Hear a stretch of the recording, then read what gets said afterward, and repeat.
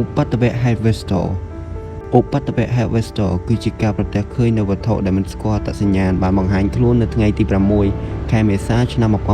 1966នៅ Clayton South ជាក្រុង Melbourne ប្រទេសអូស្ត្រាលីនៅវេលាប្រហែលជាម៉ោង 10:15 នាទីព្រឹកក្នុងកំឡុងពេលដែលសិស្សកំពុងតែសិក្សានៅក្នុងសាលាមួយដែលមានឈ្មោះថា Vestal សិស្សនិងគ្រូបង្រៀននៅក្នុងសាលានោះបានប្រទះឃើញនៅវត្ថុចម្លែកមួយនៅលើមេឃបន្ទាប់មកវត្ថុចម្លែកមួយនោះបានចុះចតនៅវាលស្មៅនៅជិតនោះមានសាក្សីជាច្រើនដែលជាសិស្សរាប់រយនាក់និងគ្រូបង្រៀនបាននិយាយអំពីវត្ថុចម្លែកដែលគេបានឃើញនោះដែលវត្ថុចម្លែកដែលពួកគេបានឃើញនោះមានរាងដូចជាថាសនិងមានពណ៌ប្រាក់រាងប្រផេះហើយវត្ថុចម្លែកមួយនោះគឺវាគ្មានសម្លេងនោះទេមានសាក្សីមួយចំនួនបាននិយាយថាខណៈពេលដែលវត្ថុចម្លែកនោះនៅចុះចតនៅទីនោះពួកគេបានឃើញនៅវត្ថុទូចៗកំពុងតែហោះជុំវិញយានមួយនោះហើយនៅពេលនោះមានសិស្សមួយចំនួនចង់ទៅជិតនៅវត្ថុចម្លែកមួយនោះប៉ុន្តែត្រូវបានគ្រូបង្រៀនអូសដៃចេញដោយសារដើម្បីការពារនូវសុវត្ថិភាពរបស់ពួកគេបន្តិចក្រោយមកយានមួយនោះចាប់ផ្ដើមមានដំណើរការនិងហោះហើរឡើងទៅលើមេឃបាត់ស្រមោលបាត់ទៅហើយបន្សល់ទុកស្លាកស្នាមជារង្វង់ស្មៅមួយនៅកន្លែងដែលវត្ថុនោះបានចុះចតសាក្សីខ្លះទៀតបាននិយាយថាបន្ទាប់ពីហេតុការណ៍នេះរួចមក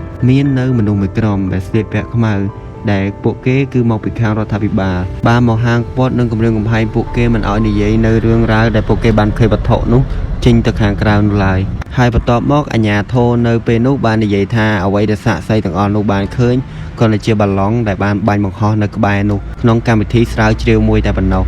ដោយរដ្ឋាភិបាលរបស់ប្រទេសអូស្ត្រាលីបានព្យាយាមបិទបាំងនៅរឿងរ៉ាវនៃការរកឃើញនៅ UFO មួយនេះហើយព្រឹត្តិការណ៍មួយនេះក៏បានក្លាយទៅជាព្រឹត្តិការណ៍មួយដែល UFO បានបង្ហាញខ្លួនធំបំផុតមួយនៅក្នុងប្រវត្តិសាស្ត្រ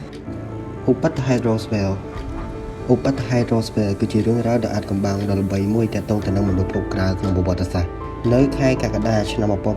1947នៅ Roswell New Mexico ក្នុងប្រទេសអាមេរិកមាននៅវត្ថុអ្វីមួយបានធ្លាក់នៅក្រៅក្រុងក្នុងកសិដ្ឋានមួយក្រោយមកមានកសិករម្នាក់មានឈ្មោះថា William Max Brace បានរកឃើញកំទេចកំទីចម្លែករាយប៉ាយពីពេញដីរបស់គាត់កំទេចកំទីនោះគឺជាលោហៈដែលស្ដើងខ្លះមានរាងជាបំពង់និងជាអាលុយមីញ៉ូមដែលហាក់ដូចជាមិនធម្មតាលោក Brace បានរាយការណ៍ទៅកាន់អធិការស្រុកបន្ទាប់មកយោធាអាមេរិកបានប្រមូលយកនៅកំទេចកំទីចម្លែកទាំងដងនោះរួចនៅថ្ងៃទី8កក្កដាឆ្នាំ1947ខាងរដ្ឋាភិបាលអាមេរិកបាននិយាយថាពួកគេបានរកឃើញនៅឌីហោះហើយការប្រកាសនេះហើយដែលធ្វើឲ្យមានរឿងរ៉ាវដែលធ្វើឲ្យសារព័ត៌មានពិភពលោកមានការភ្ញាក់ផ្អើល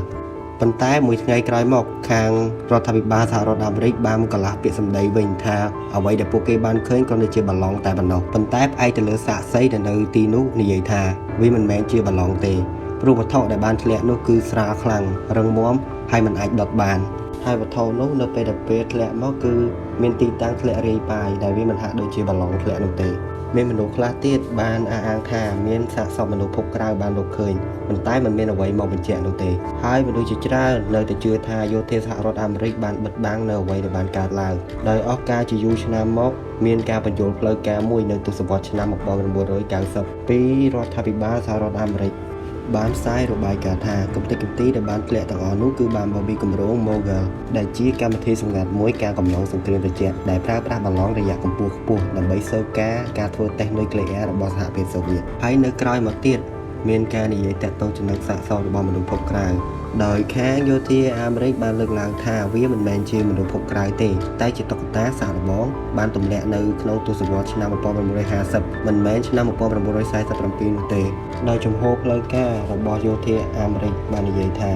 Roswell គឺជាគម្រោងបាឡុងសម្ងាត់មិនមែនជាការរកឃើញមនុស្សភពក្រៅនោះទេចំណែកឯរូបភាពនេះវិញគឺជារូបភាពរបស់លោក Major Jesse A. Marshall កំពុងតែកាន់កំទេចកំទីអាលុយមីញ៉ូមហើយក៏លែងទៅមើលមេរបស់គាត់ហាក់ដូចជាគាត់កំពុងតែមានសម្ពាធទៅលើអ្វីមួយ Wow Signal ឬរលកសញ្ញា Wow Signal ឬរលកសញ្ញា Wow គឺជាការទទួលបាននូវរលកសញ្ញាចម្លែកពីលំហអវកាសនៅរដ្ឋ Ohio សហរដ្ឋអាមេរិកនៅថ្ងៃទី15ខែសីហាឆ្នាំ1977ដោយប្រើនូវឧបករណ៍ telescope មានឈ្មោះថា Big Ear ប្រើក្នុងការសិក្សាចលនានៅក្នុងអវកាសហើយរលកសញ្ញាដ៏ចម្លែកនេះបានទទួលបាននៅបណ្ដុំផ្កាយ Sagittarius ចំពោះហេតុផលរលកសញ្ញានេះមានឈ្មោះថា Wow ព្រោះដោយសារតែអ្នកតារាវិទូមួយរូបមានឈ្មោះថាលោក Jerriel A. Mann ដែលគាត់បានកំពុងតែធ្វើការនៅក្នុងបន្ទប់កុំព្យូទ័រនៅពេលនោះ telescope បានចាប់បាននូវសញ្ញាចម្លែកមួយមានប្រភពចេញមកពីបណ្ដុំផ្កាយ Sagittarius រួចពេលនោះកុំព្យូទ័របាន print ចេញមកនៅរលកសញ្ញាចម្លែកចេញមក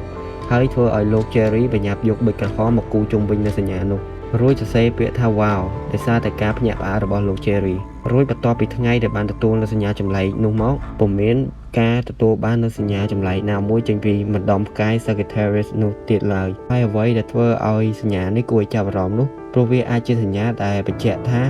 មានវត្តមាននៅជីវិតក្រៅភពហើយសញ្ញានេះគឺវាអាចជាសារដែលផ្ញើមកពីពួក alien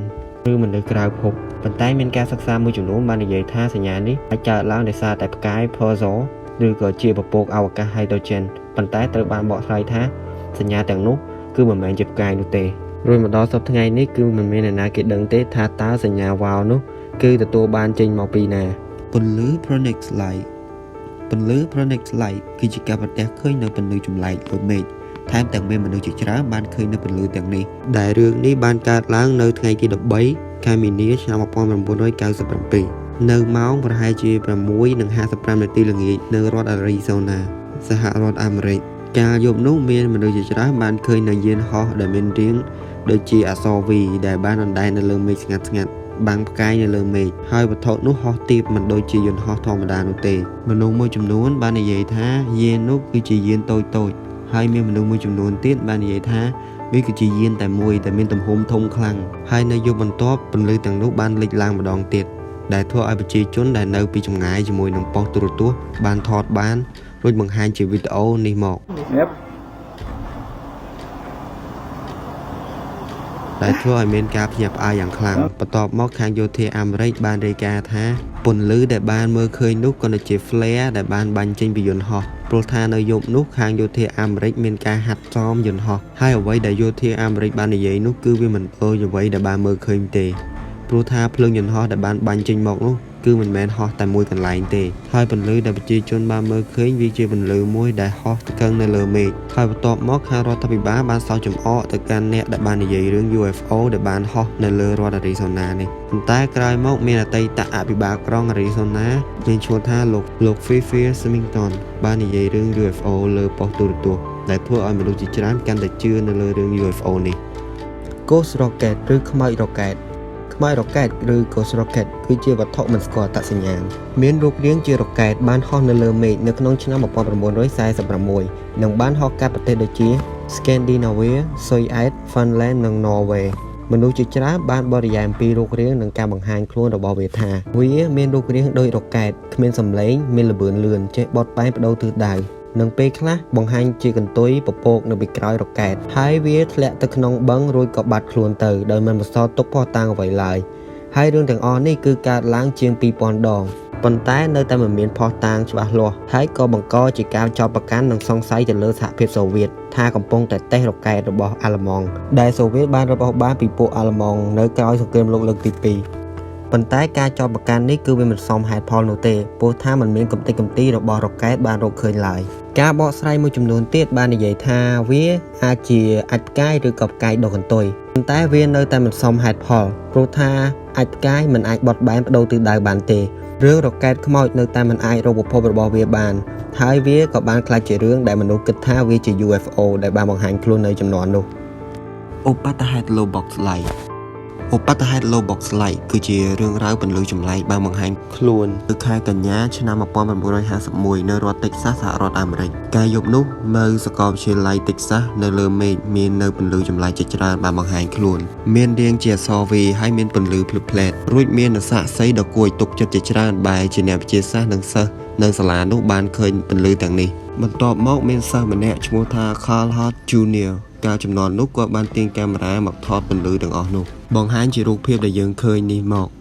ដែលជាពន្លឺចម្លែកជាច្រើនដែលកំពុងស្ថិតនៅក្នុងភាពងងឹតកាលពីចំនួននោះគ្មាននរណាម្នាក់ដឹងទេថាតើយានដែលបានបញ្ចេញពន្លឺទាំងអស់នោះមានរូបរាងដូចម្ដេចព្រោះថានៅចំនួននោះភ្លើងបំភ្លឺមិនទាន់គ្រប់គ្រាន់ដល់ឡើយនោះទេហើយបន្ទាប់មកខាងយោធាអាមេរិកបាននិយាយថាអ្វីដែលអ្នកវិទ្យាសាស្ត្រនិងសិស្សទាំងអស់នោះបានមើលឃើញក៏ជាសត្វមួយប្រភេទមួយឈ្មោះថា plover ដែលពស់របស់វាមានពណ៌សហើយបានចាំងផ្លាតជាមួយនឹងពន្លឺនៅខាងក្រោមទើបធ្វើឲ្យចេញជាពន្លឺពណ៌សនៅលើមេឃប៉ុន្តែការបកស្រាយនេះត្រូវបានមនុស្សជាច្រើនមិនជឿព្រោះថាសត្វបក្សីមិនអាចហោះស្ងាត់និងត្រង់ដូចជាពន្លឺលើ box light ហើយការកើតឡើងនៅរឿងនេះគឺមុនពេលដែលរដ្ឋាភិបាលបានដំឡើងភ្លើងទៅទៀតមកដល់សប្តាហ៍ថ្ងៃនេះលើ box light ក្លាយជាបទហេតុ UFO មួយដែលមានសាក្សីគួរឲ្យទុកចិត្តបានមើលឃើញវា